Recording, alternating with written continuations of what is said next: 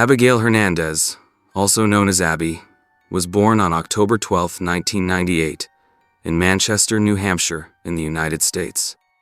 She was the second child of her parents, Ruben and Senia Hernandez. For many years, the family lived in true harmony, but at some point, the couple decided to get a divorce.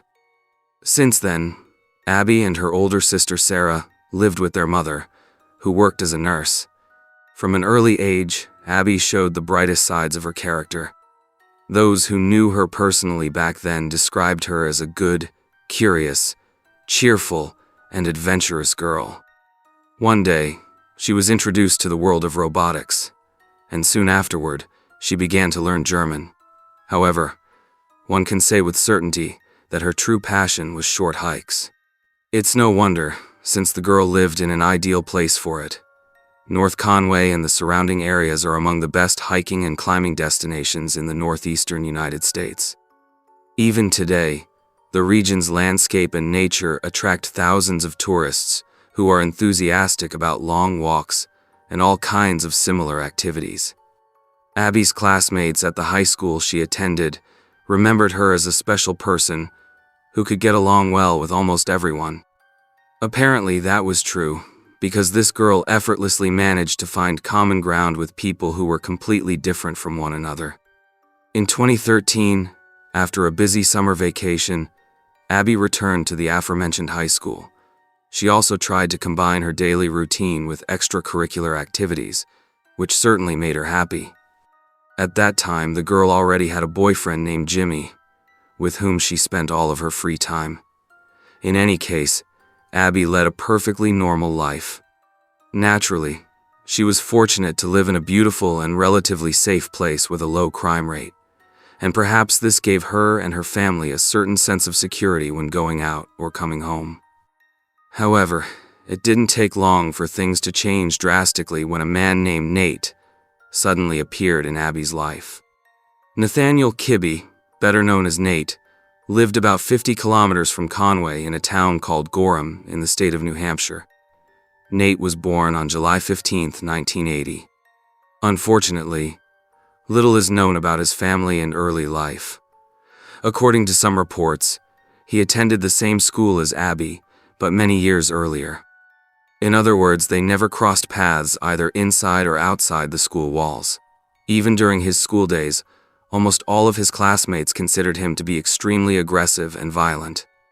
According to some accounts from young people in his environment, he even had a list of names mostly of school members who would one day become victims of his attacks.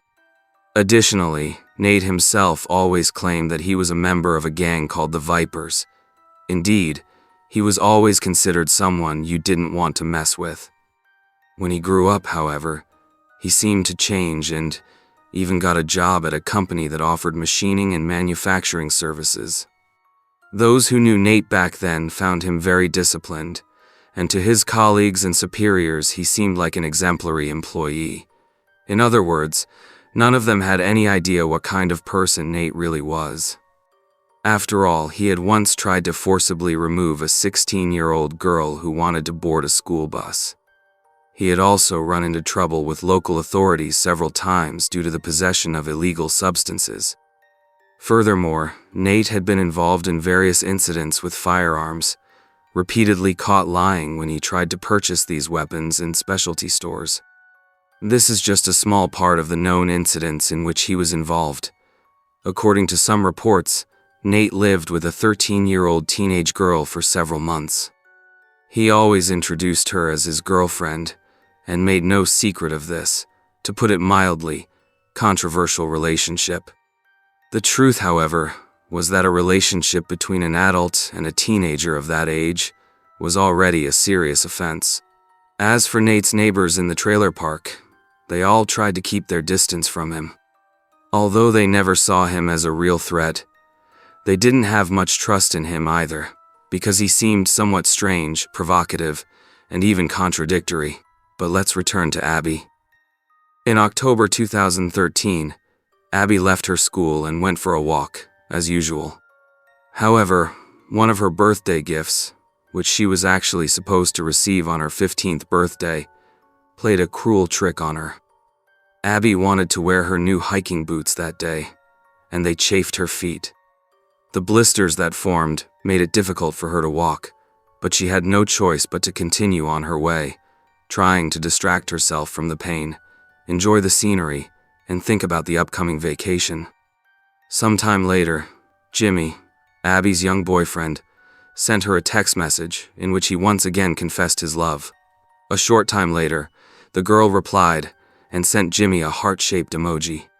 In fact, Abby was not far from home, but her usual walk was somewhat delayed and was quite painful due to her chafed feet. The girl had to literally focus on every step, trying to place her feet more gently than usual on the ground. Maybe that's why she was so startled when she heard the sound of a car approaching. Behind the wheel was none other than Nate. He was unnaturally friendly and accommodating, even offering to drive Abby to wherever she was heading. Admittedly, the girl politely declined the offer because she didn't know him at all. However, the man insisted with his own car and noted that Abby obviously had pain while walking. Abby then told him that her new shoes were causing blisters on her feet. When Nate heard this, he told Abby that her feet would hurt even more if she kept walking. Eventually, the girl began to hesitate, which the man noticed. He opened the passenger door of his car, and a few moments later, Abby was sitting in the passenger seat. As Nate started the car again, he began asking Abby various questions. Initially, the girl got the impression that everything was going smoothly, but soon the man explained that he first needed to go to the hardware store to buy a few things for his house. Later, Nate actually pulled into the parking lot of a large hardware store and parked the car in a remote spot, away from the entrance. By this time, Abby was quite nervous, but she tried to keep a cool head and behave as naturally as possible. She even tried to convince the man that her house was close enough to reach on foot.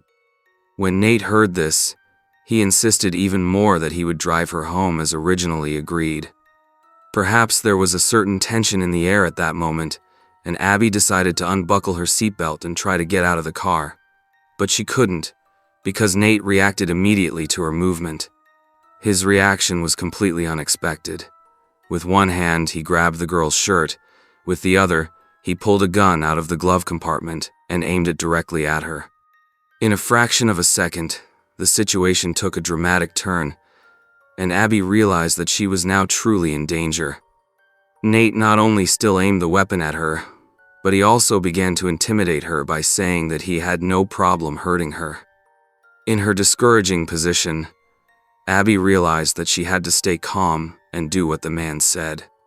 After a few minutes, Nate pulled a large baseball cap over the girl's head and tied her hands with cable ties. He then started the car and drove on. Eventually, Nate noticed that Abby kept looking at the road and holding her head so that the baseball cap wouldn't limit her view. This immediately angered the man, and he stunned the girl with a taser so that she lost consciousness. When Abby came to, she found herself in a dark, small room without windows. The only thing she could see was a poster hanging on the wall with a snake and the words, "Don't tread on me." A few minutes later, Nate taped Abby's eyes shut, tied her hands with plastic ties, and placed a motorcycle helmet on her head. After making sure that his captive was completely immobilized and helpless, he tore all her clothes off and forced her to become intimate with him for the first time. From that day on, Nate kept the girl captive, gave free rein to his basest instincts, and abused her in every possible way.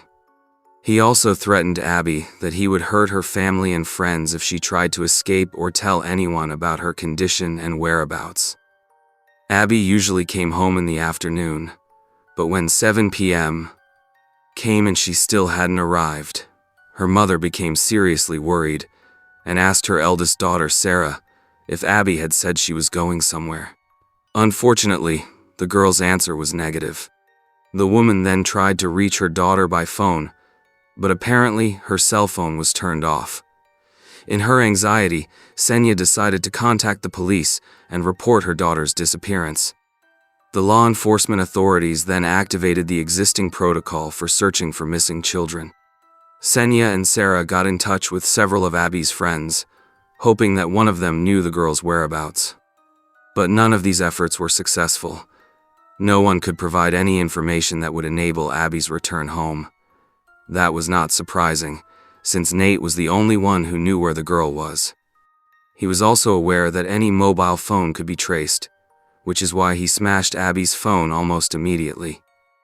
While local authorities and her relatives desperately searched for the girl and examined various hypotheses about her alleged disappearance, Abby was at Nate's mercy. When the man spent time with his victim, he tried to turn the music up to full volume so that no one would hear her screams. Indeed, there were frequent physical assaults by Nate, who used all sorts of tactics to intimidate Abby and keep her under his control. For example, the attacker constantly told her that he wouldn't hurt her too much if she behaved well. At the same time, he promised that he wouldn't hesitate to kill her and her family members if the situation required it. In general, Abby could only pray, and she kept telling herself that she had to calm down and try to analyze her situation. The girl focused above all on the thought that she had to do everything possible to stay alive. Ultimately, she believed that the best tactic was to get closer to the man who had kidnapped her. Despite Nate's covert harassment, Abby did everything she could at every opportunity to draw him out. She tried to engage him in calm conversations whenever she could. She kept telling him she didn't judge what he had done. Abby also said that people make mistakes and that if he let her go, she wouldn't tell anyone what had happened. But all her attempts to get closer to Nate were completely unsuccessful. It seemed that the man became even more violent than before. However, the room in which the attacker held Abby captive was almost completely soundproof. It was essentially a simple but modernized shipping container. There were no windows, and it seemed that any communication between the girl and the outside world was simply impossible. Nate had also hung a "Do Not Enter" sign on the entrance door. Although the neighbors found this act a bit strange, it didn't attract much attention. After all, the man had always been odd, and besides, it was his personal property. During the time Abby was in Nate's house, he constantly indulged in his perverse desires and exercised various forms of physical and psychological domination. Meanwhile, Abby herself could only hope that she would someday escape this nightmare. Days passed, and Abby continued to stick to her strategy. She did not become discouraged and believed that she would succeed in softening her kidnapper, and it must be said that she gradually made some progress. At some point, Nate even let her live in his trailer, which was, so to speak, the beginning of a new relationship between the two of them. In the meantime, posters announcing Abby's disappearance were posted literally everywhere in Conway. Despite all the efforts of the local authorities, no concrete lead was found that could have led to the girl's discovery. There is no doubt that Abby's disappearance attracted great public attention, and everyone followed the development of the case in one way or another. The girl's relatives simply didn't know what to do next.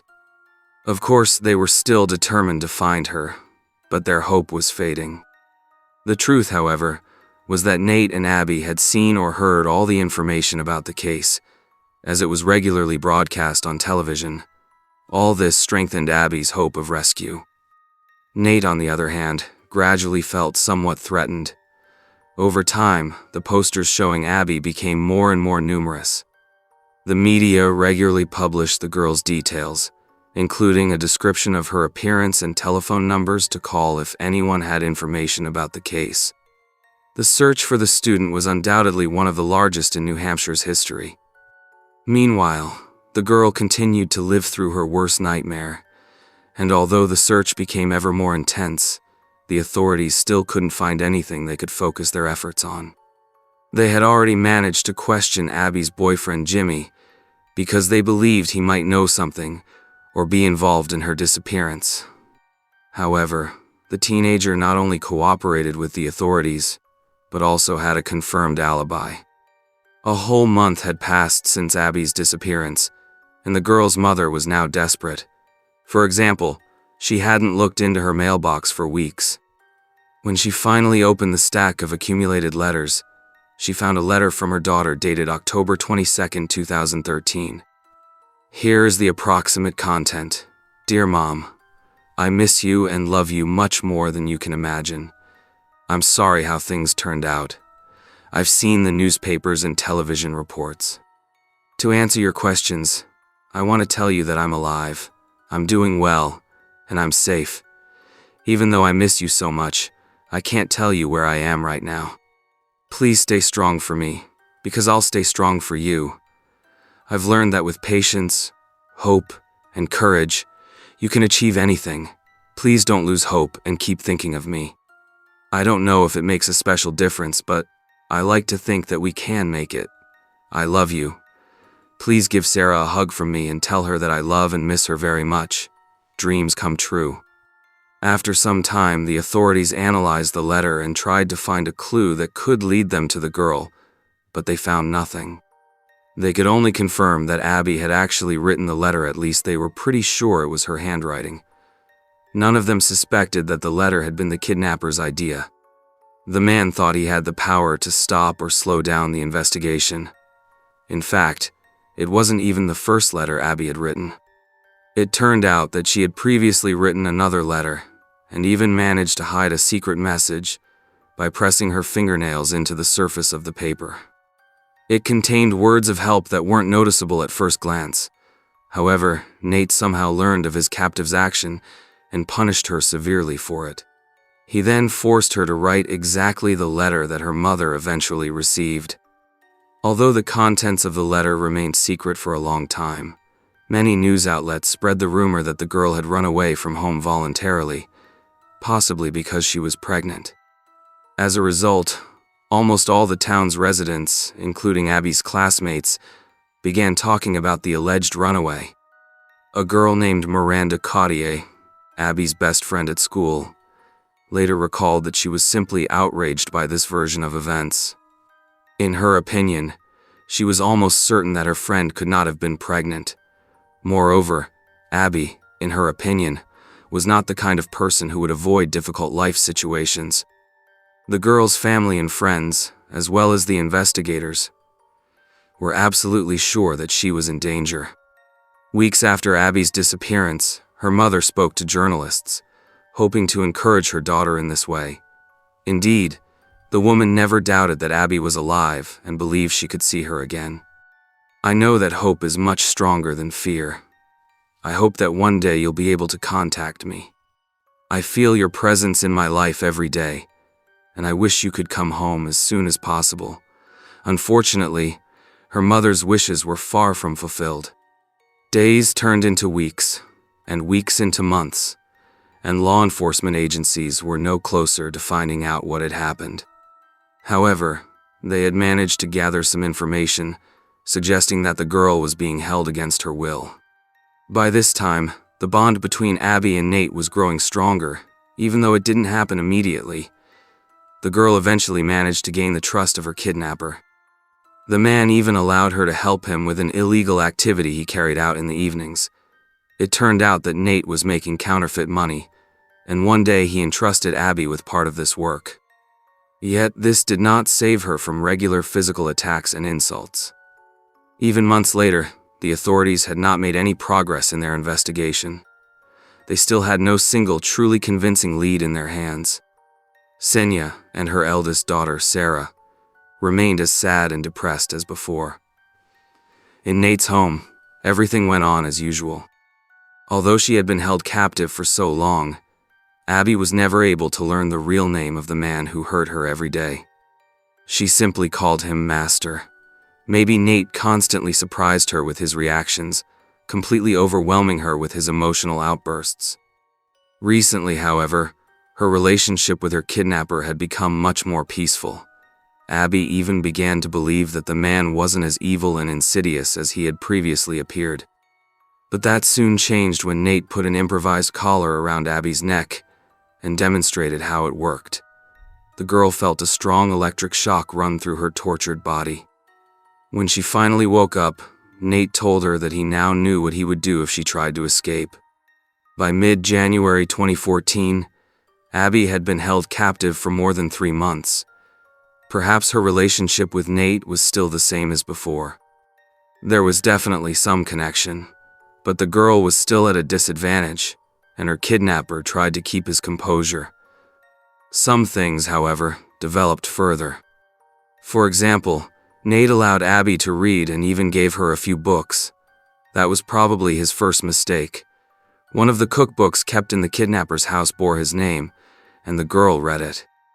Abby then addressed him by his name, and Nate, who could not hide his genuine surprise, asked her how she knew that he was called that. The girl honestly answered that the name had been on the cover of one of the books. To tell the truth, this was one of her tactics to get closer to her kidnapper. She hoped that one day Nate would decide to let her go, or that she would simply be found. Considering that Abby had been locked up in a soundproof container for quite a while, she could not know that at some point, the police officers were as close as ever. Honestly, the reason for their appearance was not her. Nate had been involved in a minor traffic accident, and the man realized that the authorities would appear at his door sooner or later. So he called the nearest police station himself and offered his help. When the officers arrived at his home, they found an entire arsenal of firearms of various calibers. Surprisingly, Nate voluntarily handed the weapons over to the authorities. He even gave them permission to search his trailer. Police officers repeatedly went in and out, passing only a few meters from the container in which Abby was being held. But since the man was so cooperative, no one seemed particularly eager to check him further. Days passed like an eternity for the girl who remained Nate's captive. In Conway, everything was as before, although Abby had been missing for quite some time. Her relatives and the authorities still hadn't given up on finding her. Nate seemed accustomed to this kind of life. He quietly left his house and didn't return until evening, without fear that Abby would one day attempt to escape. However, some of the perpetrator's actions changed the course of events. At some point, Nate met a woman named Lauren. Later, they met up again and became intimate. Afterward, they had a long conversation in which Lauren confessed to the man that she was in financial trouble and could no longer pay her rent. Finally, he decided to give her some money, and then their paths parted. Soon after, Lauren went to one of the supermarkets to do her household shopping, and it must be said that she was really surprised when the cashier told her that her 50 bill was counterfeit. In any case, the woman had to leave her purchases at the checkout and quickly left the store. At home, she called Nate and vented her anger at him. Lauren also advised him to get rid of all the counterfeit money in his house, as he would soon receive a visit from the police. Of course, Lauren could not know that her call would be crucial for Abby. When her phone call ended, however, Nate panicked and decided to get rid of everything that could lead to his arrest. The man's greatest fear was not the charge of counterfeiting. No, above all, he was worried about possible charges related to Abby's kidnapping and the regular violations of her sexual integrity. Thus, on July 20th, 2014, driven by fear of being discovered and caught, Nate returned almost all of Abby's belongings to her. Then he put her in the passenger seat of his car and placed the same baseball cap on her head that she had worn on the day of her abduction. After that, Nate started the car and they drove off together. After driving for several hours, the man finally stopped and demanded that Abby get out. He threatened that he would come back for her and cause pain and suffering to her loved ones if she told anyone what had happened or reported him to the police, and so Abby regained her freedom. Later, Abby said that she did not immediately realize whether it was a dream or reality. When she came to her senses, she got up from her seat and headed toward her house. On the way there, she could hardly believe that she was free. After 9 months of captivity and the horror she had endured, she could finally return home. As she approached the house, Abby heard her mother's familiar voice talking on the phone. When the girl entered and called out, "Mom," Senya could not believe that she was hearing her daughter's voice again after so many months. She even asked for clarification that it really was Abby. Later that evening, the woman insisted that Abby tell her everything that had happened. Nate's threats quickly came back to the girl's mind, and during the conversation, she repeatedly avoided details about the identity of her kidnapper. After they discussed what had happened, Senya and Abby decided to go to the police. In the conversation with the officers, however, the girl once again concealed all the details about the kidnapper's identity. She feared that he might really come back for her and harm her family members. After the police interviewed Abby, the news of her release from captivity gradually spread through the neighborhood. After returning home from the police station, the girl took a bath and then finally lay down in her own bed again. It still seemed to her that it was all just a dream, but the sudden memories of the horror brought her back to reality. In that moment, her strength left her, and for the first time in a long while, Abby could truly rest and feel safe. The next day in the girl's life was no less strange. On the one hand, she wanted to return to her normal life as quickly as possible and do the things she had always enjoyed. But besides the desire to make up for lost time, Abby still felt fear and worry at the thought that Nate could reappear in her life. The following days passed similarly, and Abby felt that her freedom was incomplete.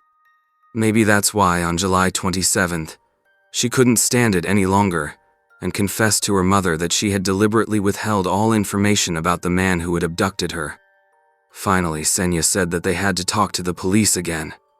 They did just that. The police officers gladly took the girl's new statement, which became decisive for the further course of events.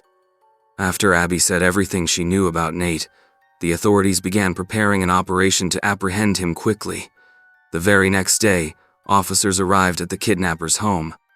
They surrounded the trailer he lived in and called on him to surrender. Surprisingly, despite his reputation, Nate offered no resistance. After his arrest, the man was immediately taken to the police station for further questioning. At the same time, his home was thoroughly searched, and the officers left no corner untouched as they collected all the evidence that might be of interest to the investigation. After a series of intense interrogations, Nate demanded a lawyer and explained that he had nothing to do with the allegations against him. The day after his arrest, a preliminary hearing took place. In the following days, Nate appeared in court several times and had time to review all the evidence the prosecution had. By this time, there was no longer any doubt that Nate was responsible for the horrific events in Abby's life. But on August 12, 2014, Nate's lawyers filed a request for bail. To everyone's surprise, a judge in Conway granted the request. At the same time, it was announced that the man was prohibited from any contact with the victim and her family, as well as from approaching them within 100 meters. The main trial began in mid-December 2014. Abby and her family sat in the front row at the prosecutor's table and attentively followed the defendant's attorney's pleas. Nate himself was already in the Carroll County Jail and faced over 180 charges related solely to Abby's case. The next court hearing did not take place until May 26, 2016, almost 2 years after Nate's arrest. By this time, the man had already agreed to a deal with the authorities and was ready to plead guilty. This measure was intended to spare all parties a lengthy trial and give the criminal some procedural advantages. The most difficult moment of the trial was when Abby gave her final statement. First, she announced that she could finally go back to school, participate in social life again, and play sports. Then she looked at Nate and told him that although he had been a real monster to her, he would always be a man who had simply made the wrong choice. Maybe Abby wanted to let Nate know that she forgave him. Continuing her statement, the young Abby said she sincerely wished things had turned out differently, but she and her family needed to be safe. After all, she wasn't the one who put her kidnapper in prison. Abby believed that he had put himself there when he decided to point a gun at her, or when he decided to hold her captive. It was all Nate's own decision. At the end of her statement, she thanked him for what she had gone through. She said that afterward she appreciated her life and freedom much more. Then Senya, Abby's mother, also addressed Nate. The woman told him that part of her soul really hated him, but she also wanted to thank him for keeping her daughter alive. After hearing these words, the judge continued to deliver his verdict. In the end, he declared that Nathaniel Kibbe could expect a prison sentence of 45 to 90 years. Unfortunately, the The perpetrator has not yet been definitively convicted to this day. As for Abby, sometime after the trial against Nate, she was able to return to a fulfilled life. A few years later, she moved to Marion County, started a family, and had a child. Later, she explained in an interview that during the 9 months she spent in captivity, she was determined to survive. Once she was free again, she said that forgiveness had helped her return to a normal life. This, she admitted, was her best revenge on her kidnapper.